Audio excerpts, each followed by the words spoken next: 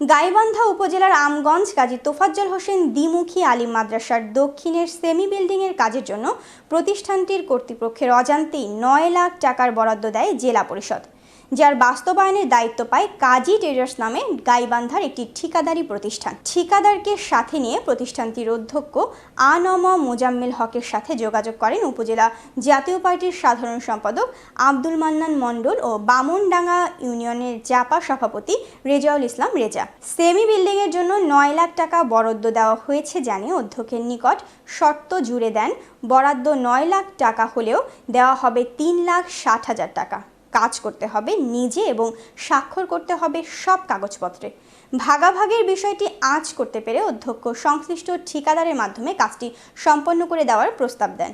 শর্ত না মানলে তারা কাজটি অন্য কোনো প্রতিষ্ঠানকে দেওয়া হবে বলে সাফ জানিয়ে দিলে অধ্যক্ষ মাদ্রাসার কর্তৃপক্ষ ও শিক্ষকদের সাথে পরামর্শ করে তাদের বেঁধে দেওয়া শর্ত মেনে নেন। আমরা সেটা তো সম্মতি জ্ঞাপন করছি। পরে শুনলাম নাকি ১ লাখ কতজন টাকা দিচ্ছে, ৬০,০০০ না কত, বাকি টাকা দেয়নি এখনো। ৩,৬০,০০০ টাকার বেশি দিতে পারবে না, আপনার ৯ লাখ টাকার স্বাক্ষর করে দেওয়া লাগবে। তারপরে আমি আমার টিচারদের নিয়ে বসলাম, স্থানীয় কয়েকজন মানুষ নিয়ে বসলাম যারা এইভাবে কথা বলতেছে। তো ওরা বিভিন্ন জায়গায় শোনাশুনি করার পর যে এখন যদি না দেয় করার তো আর কিছু নাই, নেন তবু তো কিছু কাজ হবে। আমি ওদেরকে বললাম যে কাজ আপনারা নিজেরাই করেন, যা পারেন করেন, কথা না আমরা কাজ করি না, আপনাকে কাজ করা লাগবে। এই পরে ১,৬০,০০০ টাকা উনি দিচ্ছেন। আমি প্রিন্সিপালের সাথেও এটা জানার চেষ্টা করেছি।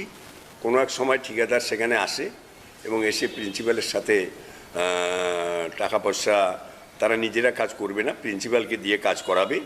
সে মর্মে একটা চেকও দেয়, সম্ভবত ৩,৬০,০০০ টাকার একটা চেক দেওয়া হয়েছে এবং সেখানে কথা ছিল যে আরো কিছু টাকা দেবে, এই কথাটা সেখানে ছিল।